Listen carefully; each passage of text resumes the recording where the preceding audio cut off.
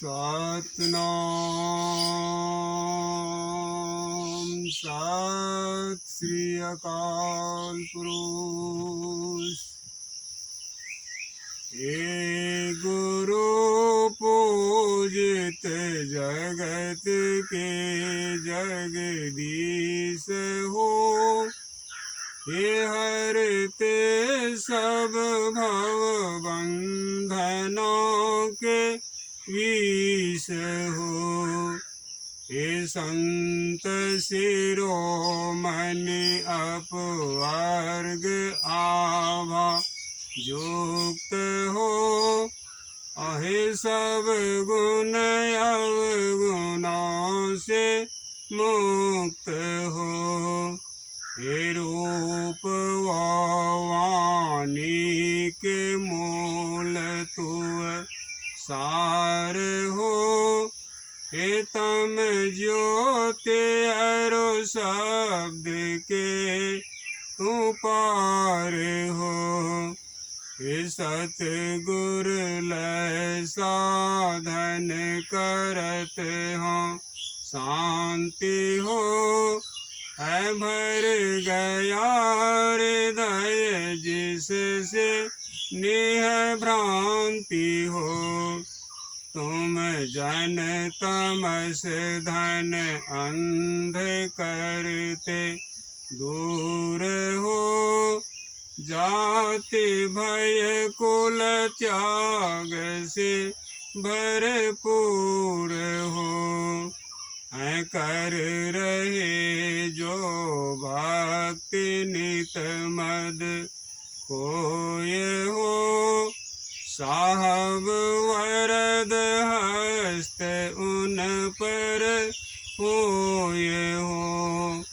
हो तुम्ही सबके विजय व्यापक ईश हो, जो कोई मुक्ति को चाहे वही देव शीश हो।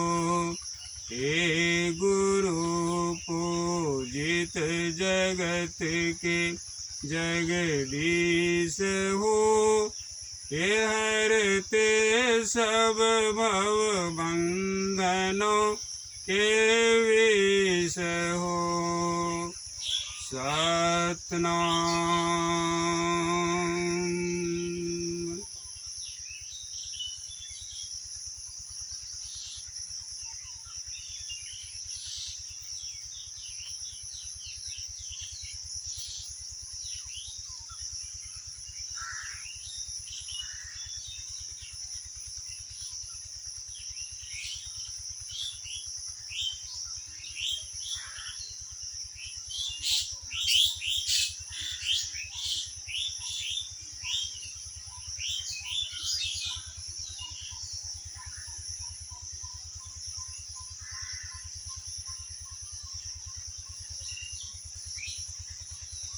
संतो सत स्वाद सतसंगी,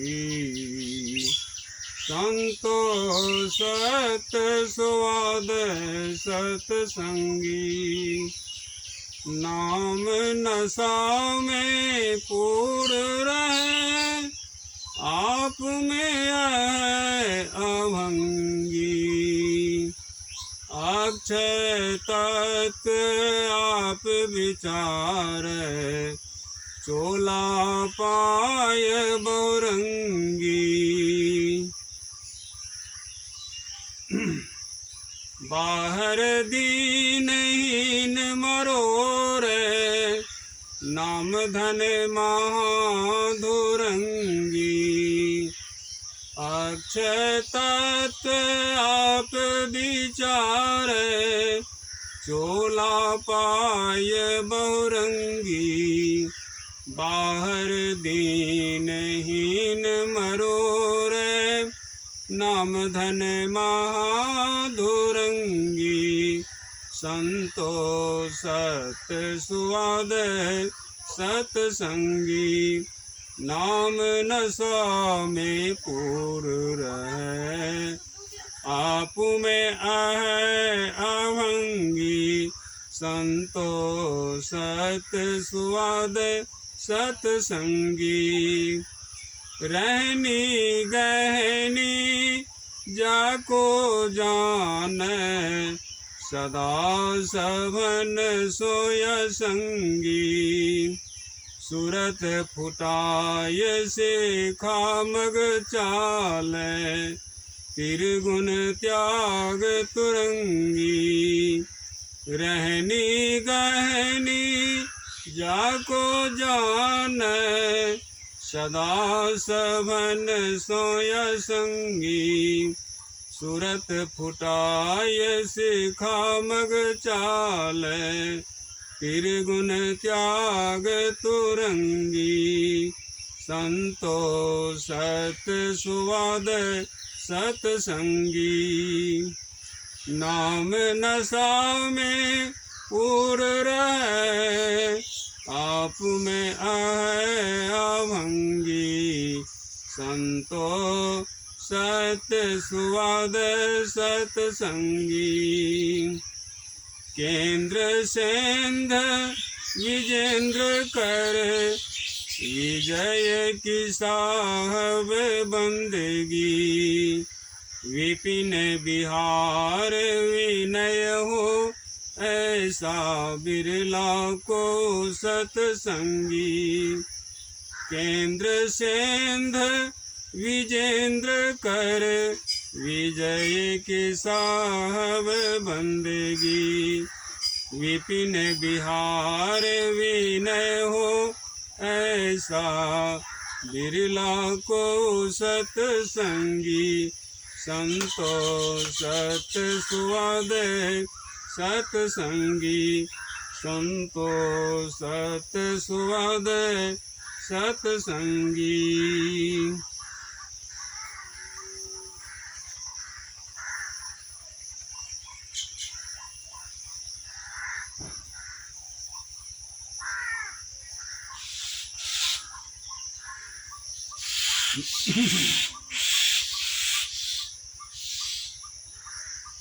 सतगुरु की महिमा अनंत अनंत किया उपकार। नेतर अनंत उभारिया अनंत दिखावनहार। नेतर अनंत उभारिया अनंत दिखावनहार।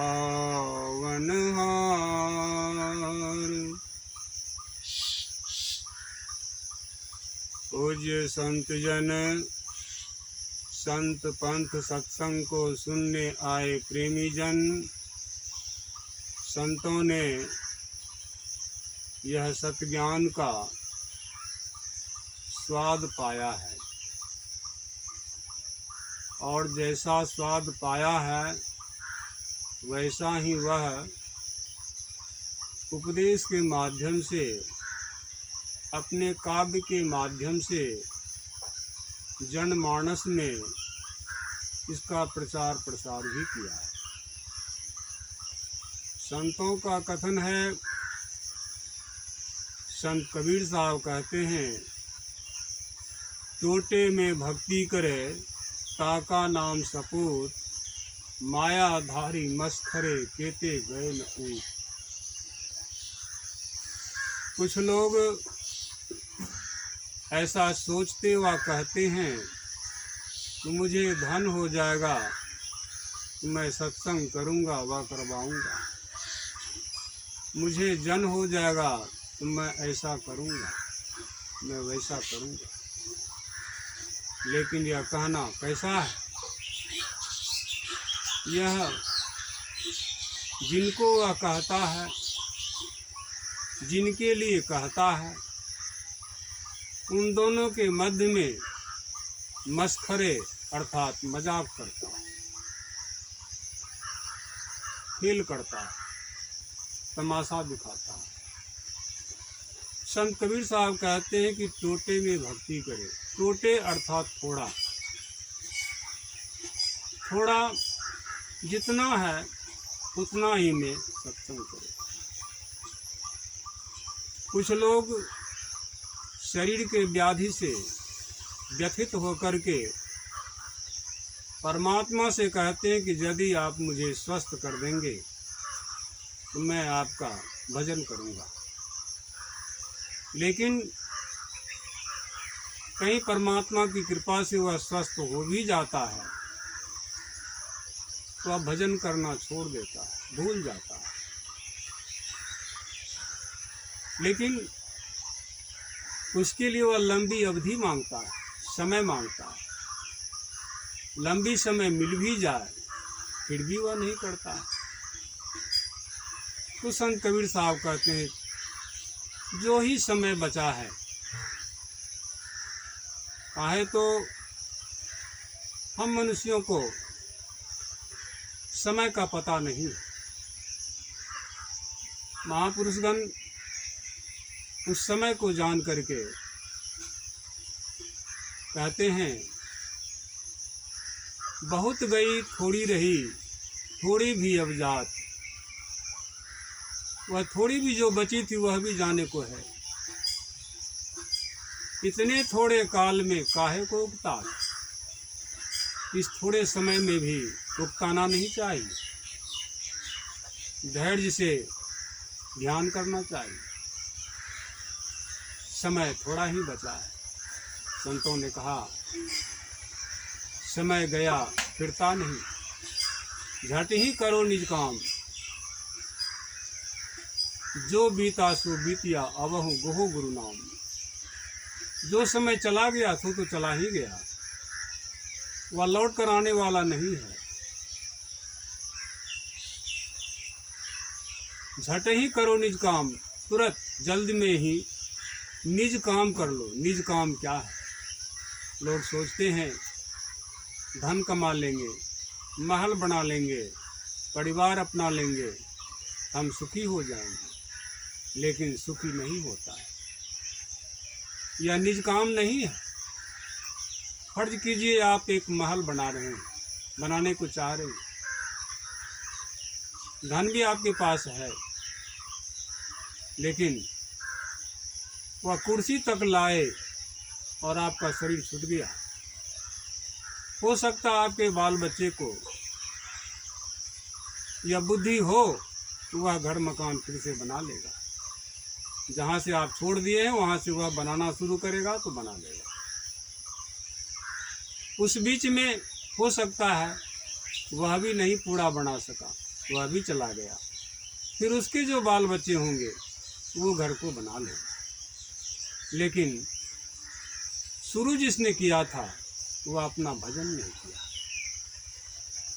अपना भजन, निज काम, निज मन होता है अपना। अपना काम क्या है? जिसको संत कबीर साहब कहते हैं आपन कार्य संवारू रे। अपना कार्य को संवारिए आप। अपना कार्य संवारना क्या है? आप अपना भजन कीजिए, जिस भजन से कि आपको मुक्ति व मोक्ष मिलेगा और आपका जीवन सफल हो जाएगा। लेकिन यही काम नहीं करके घर मकान में समय लगाते हैं, दुकान में समय लगाते हैं, धन जन जमा करने में समय लगाते हैं। सोचते हैं कि ये हमारा काम है, लेकिन ये हमारा काम नहीं है। ये तो शरीर की व्यवस्था है। आप महल बना भी लेंगे, उसमें आप सुखपूर्वक रहेंगे भी तो आपका शरीर रहेगा, लेकिन आप सुखपूर्वक नहीं रहेंगे। मौत का डर तो आपको भी रहेगा। महल के अंदर भी रहेंगे तो भी मौत का डर रहेगा। और जब आप अपना भजन करेंगे तो मौत का डर समाप्त हो जाएगा। मैं भी मरूंगा ऐसा आपको विश्वास नहीं होगा। इसलिए कि तब तक जब तक आप भजन करेंगे तब तक में आपको आत्मज्ञान हो जाएगा। और आत्मज्ञान जब हो जाएगा तो वह आत्मज्ञान से आप समझ जाएंगे कि मेरा मृत्यु नहीं होता है। मृत्यु तब होता किनका है? तो इस शरीर का होता है। शरीर का मृत्यु होता है, शरीर छूट जाता है। लेकिन साधारणतया जो मृत्यु होती है वह फिर से जन्म ले लेता है। वह मृत्यु साधारण है।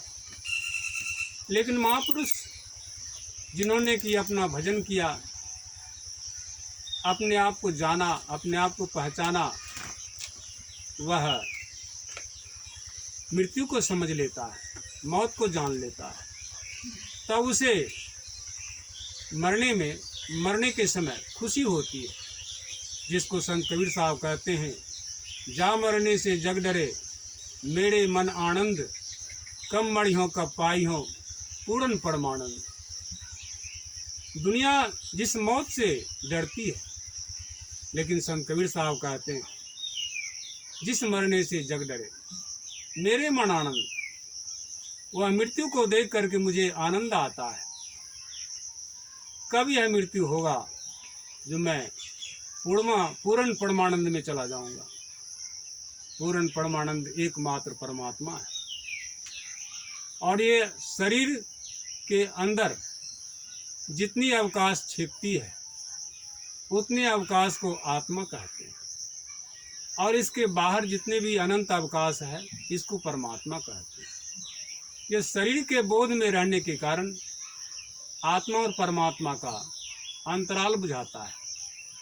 लेकिन जो साधन विशेष से शरीर के अवकाश और बाहर के अवकाश को एक कर लिया है, द्वैतता मिटा दिया है, उसको यह मृत्यु की बात उठ गई है और मृत्यु के शब्द से आगे चले गए हैं। उन्होंने अपने आवागमन को अपने से मिटाया है। यही है अपना काम, निज काम।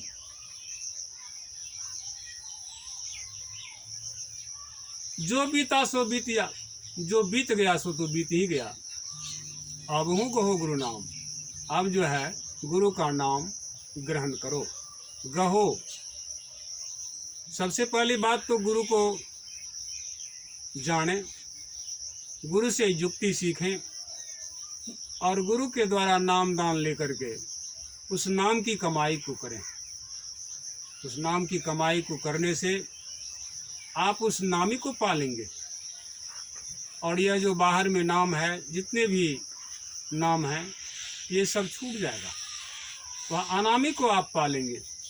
और अनामी में जाने के बाद आपको किसी नाम से कोई मोह नहीं, किसी रूप से कोई मोह नहीं, सभी आपके छूट जाएंगे।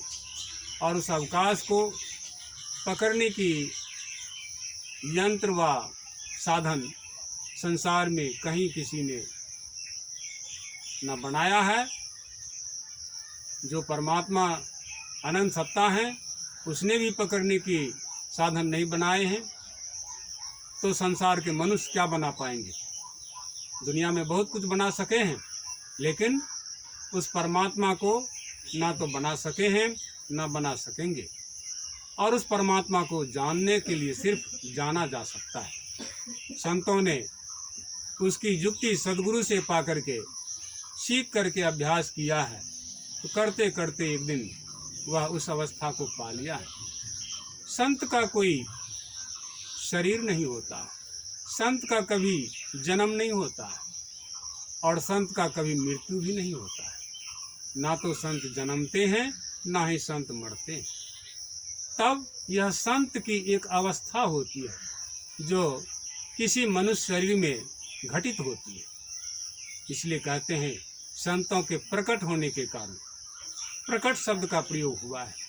संत की अवस्था प्रकट होती है।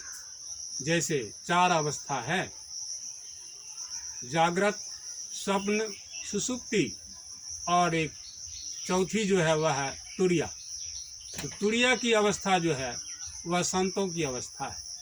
उस अवस्था में जाने वाले साधु पुरुष संत कहलाते हैं। वहाँ परम शांति है। और जब पहुँच हो जाती है तो अगाध में चले जाते हैं। अगम अगाध संत की महिमा, यह संतों की महिमा है। उसमें जाने के बाद वह जान पाता है यही मैं हूँ। और यह आत्मज्ञान उसको हो जाता है, तब उसको आवागमन से सब मिट जाता है। संतों ने कहा इसकी युक्ति सीखो और इसको अपने जीवन में उतारो। ऐसे सतगुरु के लिए खोज करो। कैसा सतगुरु हो? सतगुरु संसार में बहुत फिरते हैं, लेकिन उन बहुतों में से बिरले कोई एक सतगुरु होते हैं। उसमें भी संत सतगुरु होते हैं। उन सतगुरु के संबंध में सराहना किया है संतों ने। सतगुरु सोई सराहिए, जो मन सो सुरत फुटाए, जो मन सो सुरत फुटाए, शून्य का ध्यान लगावे। सतगुरु भक्ति आनी, शब्द का द्वार बतावे। स्वयं सुनत पार की खबर, परमार्थ की गांठी खोले। हीरा देवे ही हाथ, कछ नहीं मांगत मोले। रहत सभन के संग, पर आप सभन सो भिन्ना। जैसे छाछ मरा नेनु, साहब को हमहु चिन्ना। विजय विकलांग न कोय, क्यों बैसाखी धराए। सतगुरु सोई सराहिए, जो मन सो सुरत फुटाए। मन क्या है, सुरत क्या है, इसको जो फुटा देता है, अलग कर लेता है। यूँ तो लोग इस पर धूमिल कर दिया है, इस शब्द को हटा ही दिया है अपने साहित्य में से, लेकिन यह भूल है। साधु और संत वे कहलाते हैं जो दुनिया में सीधी और सलामत रवि की चाल को अख्तियार करते हैं। वे साधु संत आप शरीर के किसी भी हिस्से से भजन नहीं करते और हठयोग के बेशुमार नुकसान और बुराई समझाकर सिर्फ सुरत अर्थात ख्याल से ध्यान करने का उपदेश करते हैं, जिसे चाहे बैठकर करो चाहे लेटकर करो। कोई मत मतांतर की बूझ नहीं होती है, ऐसा होना चाहिए। उसमें उन्होंने यह भी कहा, कोई खाने पीने का परहेज नहीं से तात्पर्य गाजर खाओ चाहे मूली खाओ, हलवा खाओ चाहे पूरी खाओ, कोई मत मतांतर की बूझ नहीं होती। अखाद्य वस्तु और अपेय पदार्थ को छोड़ करके कुछ भी खाया पिया जा सकता है। अखाद्य में मांस, मछली, अंडा, शराब ये सब खाने पीने योग्य नहीं है, जिससे मन मस्तिष्क बिगड़ जाती है। यहाँ तक कि लहसुन प्याज भी खाने योग्य नहीं है।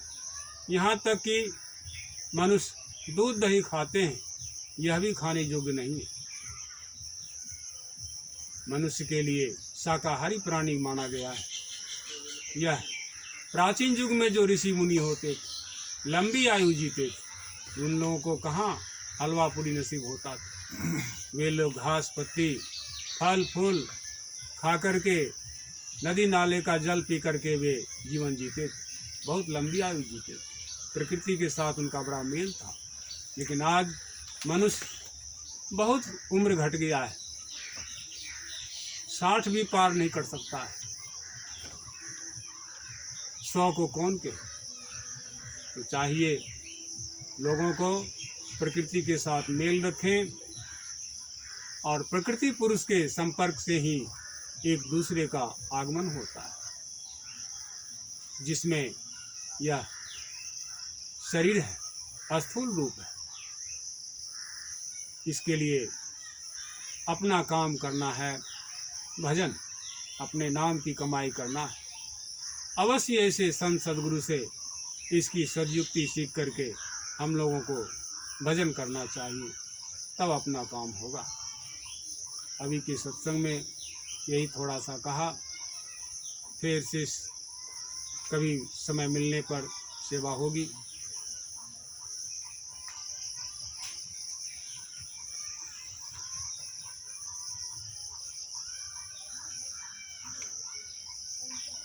आरती की जय संत चरण की, यही उपाय न आन तरन की। संत के जस हरि श्री मुख गावे, संत के रज ब्रह्मा नहीं पावे। संत चरण वैकुंठ है, लोचत संत चरण को तीरथ सोचत, संत राम में अंतर नाही, एक रस देखत दो माही। लक्ष्मी है संतन की दासी, रज चाहत कैलाश की वासी। कोटि मुक्ति संतन की चेरी, पलटू दास मूल हम हेरी। आरती की जय संत चरण की, यही उपाय न आन तन की। आरती सत नाम संग की जय, शून्य शिखर मार्ग धर लीजय। संत शरण गही जीवन जावै, संत विरोधी आवागमन न सावै। संत विरोधी आवागमन रहावै, दृष्टि फेरी घट भीतर राखो। गुरु के ज्ञान यमी को चाखो, चेतन सुरत शब्द लौलाई। आपा पंथी निज घर जाई, गगन गुफा महा अमृत वासा। पूरा गुरु बिन जाए प्यासा, अहंकार से आप सर्वनाशी। विजय वित्त विभूय विनाशी, आरती सत नाम संग की जय। शून्य शिखर मार्ग धर लीजय, सतनाम। सत श्री अकाल पुरुष।